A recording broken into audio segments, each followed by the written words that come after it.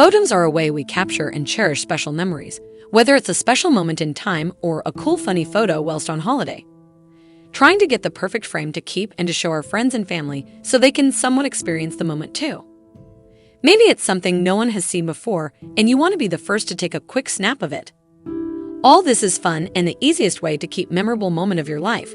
However, there are times where that memorable moment may be the cause of the end of your life. Join us as we take a look at images taken moments sadly before disaster and learn about the backstories behind how and why those images were taken. Before we get into the video, make sure to smash that like button and subscribe to Puzzled for more puzzling and mind-boggling content.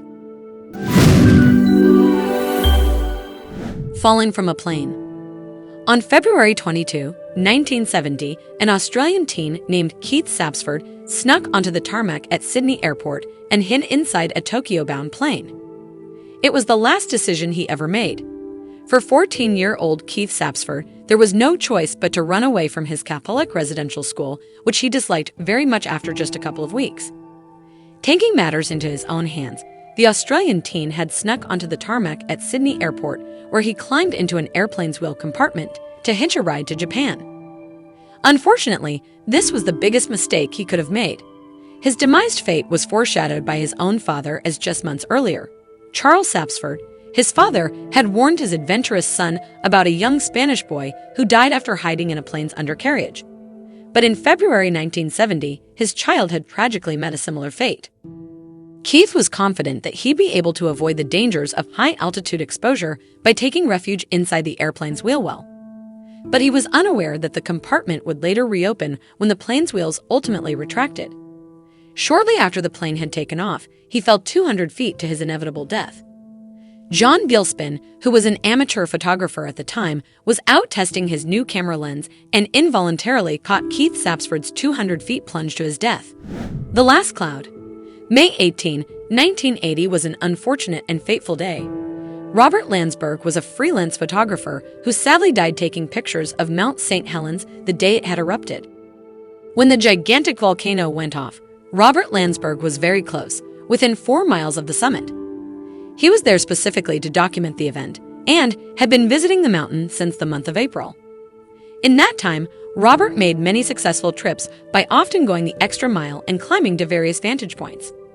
He ended up capturing the ever-changing volcano, which had been in the process of erupting for several weeks before then. This, unfortunately, however, didn't save him on that fateful day. He saw the imminent explosion in the distance. Sadly, the eruption wasn't distant enough. He knew that he could not escape the explosion in time to save his own life. He then took photographs until the very last moment, as he knew there was no escape, therefore making his final sacrifice. He laid his body down on his backpack to help preserve things as much as he could. His body was found after 17 days. He was buried in volcanic ash, but his film was intact. Outside of his incredible contribution to research and to photography as a whole, there's not much information available about him. And ironically, there are very few pictures available of him online. That's why the picture we see of him here isn't of the best quality. However, one picture that is widely prominent to us all is the final picture he had taken before the tragic end of his life. Faulty parachute. Robert Overacker, a 39-year-old man from California, went over the Canadian Horse Show on a single jet ski. He was a professional stuntman and drove a jet ski over Niagara Falls to raise awareness for the homeless back in 1995. Entering the Niagara River near the Canadian Niagara Power Plant, he started skiing toward the falls. After going over the edge of the falls, Overacker let go of his jet ski. Strapped to his back was a specially designed parachute with thrusters. These thrusters were supposed to deploy before the chute in order to ensure that he was far enough away from the falling jet ski. However, and unfortunate enough, there was a malfunction. The parachute did not open, plummeting Robert to his death. His brother and a friend witnessed the stunt. Robert Overacker was later retrieved from the water, taken to Niagara General Hospital, where he was pronounced dead. Columbine hero. On April 20th, 1999, the United States had witnessed the most tragic school shooting in history, where 13 innocent people were slain by 2 teens, Dylan Klebold and Eric Harris. Amongst those innocent lives, a teacher's life was also sadly taken. The way his life was taken was upsetting and heartbreaking to say the least. William David Sanders, also known as Dave Sanders, was the teacher killed during the Columbine High School massacre. Sanders is known for having helped save the lives of a number of students and staff members prior to being sadly fatally shot in the chest twice by the gunman, causing Sanders to die moments after. Many regard him as a real-life hero, and he holds a rightful place on the Real Life Heroes Wiki fandom site, where many good things are said about him by those who adored his bravery and selfless act. Mauled by a bear. Darsh Patel was walking with 4 friends through the Apshaw Preserve in West Milford in September when the black bear attacked. The 22-year-old student became the first person to be killed by a bear in New Jersey. West Milford police released 6 photos taken before the attack, 5 of them snapped by Patel himself before the bear attacked, according to the record of Hackensack. The images show the lumbering male bear approaching a fallen tree about 100 feet away from the group.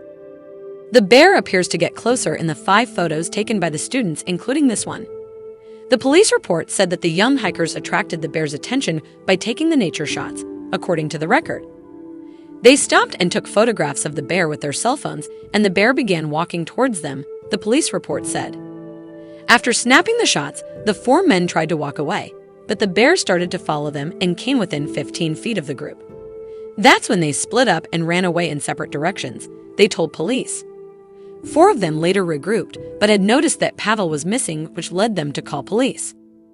After a 2-hour search, Patel's body was discovered as the bear lingered near him. It was shot dead by the police officers. The autopsy of the bear had revealed that it had ingested human tissue and blood, as well as clothing, and had human blood on its paws, the record said. These were very unfortunate events that had taken place, and the final images left behind are there to remind us of these events and to remember the victims. Check out this video on screen for something a little less eerie and learn something new. Help support us by smashing that like button and subscribing for more of the best puzzling content like this. Have a good day and see you soon.